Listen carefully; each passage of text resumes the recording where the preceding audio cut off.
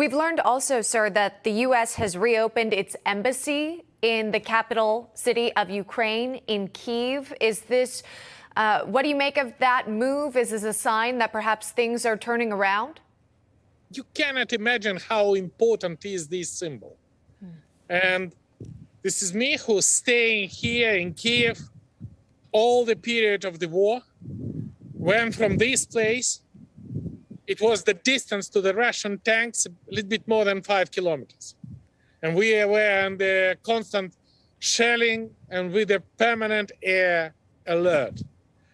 And now, this is just a demonstration that our main ally is absolutely confident that Kyiv is a place which never give up.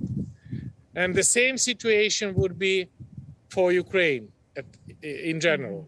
That's why we are very much appreciate for this decision of the United States diplomat. By the way, I want to welcome also the decision of the Senate of the United States for appointing the new ambassador. I just want to remind you that we're waiting for this decision since year 2019. And this is just, again, demonstration that Ukraine is one of the top priority for the United States foreign policy. Thanks a lot. Bridget Brink newly unanimously voted to become the U.S. ambassador to Ukraine. That also made news just the other night.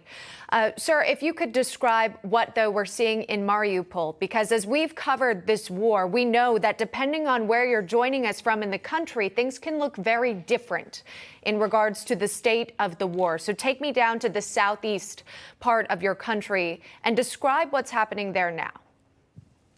First of all, you are absolutely right, because the scene on TV, this is like a Hollywood film of horror.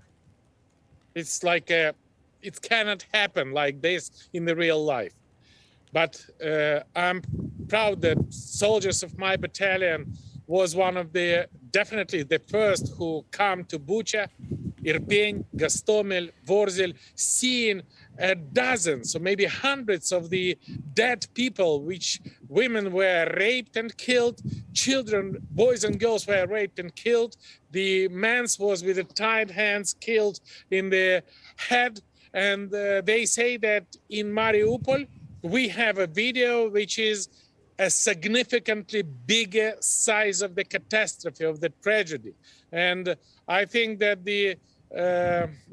at the same time, the Mariupol, this is the symbol of the heroic Ukrainian soldiers, because you cannot find out any other example in the world history when more than 80 days without food, without water, without ammunition, the Ukrainian soldiers fight and fight the thousands of Russian troops, helping us to organize the defense on different other positions. And now when the ICRC, International Committee for the Red Cross, and the General Secretary of United Nations, Guterres, recognize these heroic Ukrainian soldiers as prisoners of war, we should together united the efforts to deliver soldiers back home. And we shouldn't allow Putin to play his disastrous scenario.